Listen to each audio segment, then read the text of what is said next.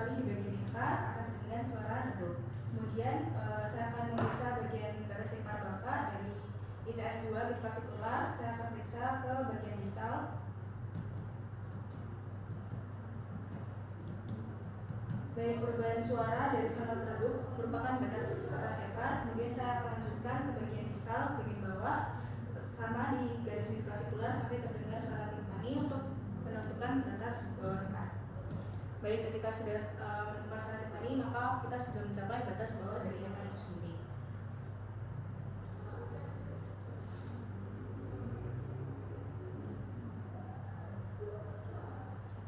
Selanjutnya adalah pemeriksaan dari Lien. Kita akan memeriksa pasien akan saya minta untuk melakukan inspirasi dan juga ekspirasi dalam. Baik Bapak, silakan tarik nafas dan buang nafasnya secara perlahan. Saya akan mengetuk perkusi Lien di bagian crystal spot, yaitu garis akselaris antara kiri dan di bawah tulang kosta 10. Baik, untuk suara normalnya adalah timpani, tidak ada suara kakak maupun redup, tidak ada pembesaran pada liennya. Selanjutnya adalah papasi. Di sini saya akan melakukan pemeriksaan apakah adanya nyeri superficial atau tidak. Saya akan melakukan pemeriksaan pada bagian iliaka dengan 3 ujung jari saya. Baik, kita mulai dari lateral.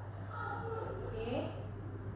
Selanjutnya saya akan menggunakan 2 jari saya untuk melakukan pemeriksaan menyeluruh.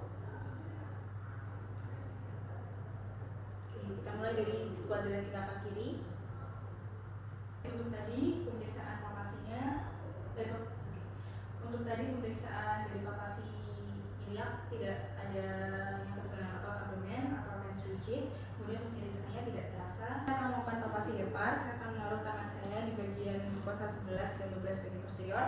Kemudian saya akan melakukan papasi ke arah proksimal untuk menentukan apakah hepar terasa atau tidak. Untuk pasien ini heparnya sendiri tidak terasa. Saya akan melakukan perkusi dari bagian umbilikus ke arah lateral sampai nanti menemukan suara redup. Pekan suara redup sama lagi.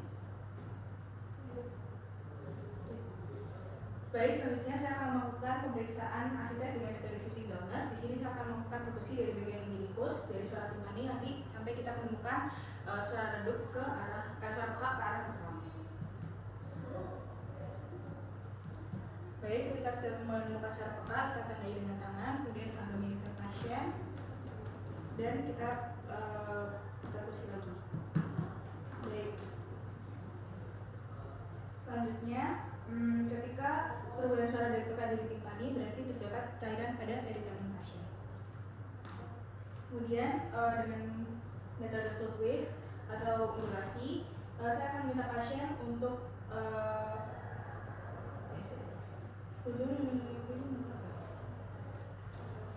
selanjutnya saya akan meminta pasien selanjutnya ada pemeriksaan foot wave. Saya akan minta bantuan pasien untuk memegang perutnya di bagian kiri di bagian umbilikusnya.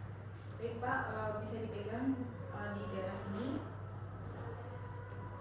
Baik, saya akan menaruh tangan kanan dan kiri.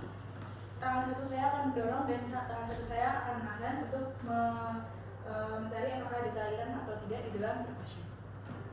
Terakhir adalah paddle sign. Pasien akan diminta untuk menungging, kemudian berposisi seperti anjing.